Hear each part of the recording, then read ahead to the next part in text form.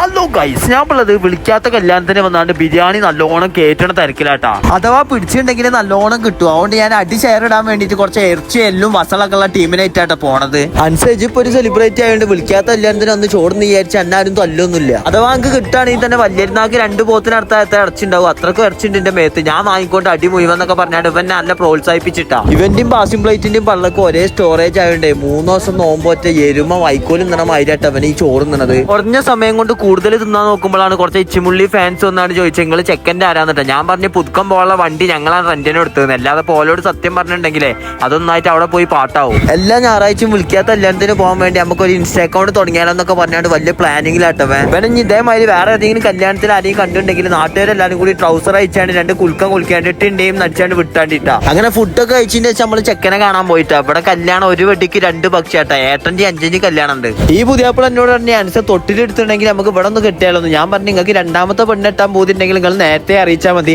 നമുക്ക് സ്റ്റേജുമോ വന്നാണ്ട് തന്നെ തൊട്ടിലിട്ടാ. പോവാൻ നേരത്തെ ഈ താത്താരെല്ലാരും കൂടി എന്നെ തൊട്ടിലേ വിളിക്കുന്നുണ്ട്. എന്റെ പേരൊക്കെ നിങ്ങൾ മറന്നപ്പോ. തിരിച്ചു പോരാൻ നേരത്തെ ഈ ചെങ്ങായി കാര്യമായിട്ട് തോർക്കുന്നുണ്ട്. ഞാൻ വിചാരിച്ചു ഈ പെരക്കാർക്ക് വേണ്ടി തോർക്കോ. പിന്നെയാണ് മനസ്സിലായത് എല്ലാ ഞായറാഴ്ച ഇതേമാതിരത്തെ വിളിക്കാത്ത കല്യാണത്തിനൊക്കെ പോയാണ്ട് ഓന്റെ അജ്മീർച്ചം പോലത്തെ വലിയ കുഞ്ചി നിറയ്ക്കാനുള്ള ഭാഗ്യം നൽകണേന്നാ തോർക്കണത്. പോവാൻ നേരത്തെ ചെറിയ മുരിങ്ങക്കായന്റെ അത്ര എളുപ്പമുള്ള ചെക്കന്മാരെ വന്നാണ്ട് ഒച്ചപ്പാടുണ്ടാക്കുന്നുണ്ട്. ഏതായാലും വിളിക്കാത്ത കല്യാണത്തിന് വന്നാണ്ട് ആദ്യമായിട്ടാണ് ഇത്ര സ്വീകരണം കിട്ടുന്നത്.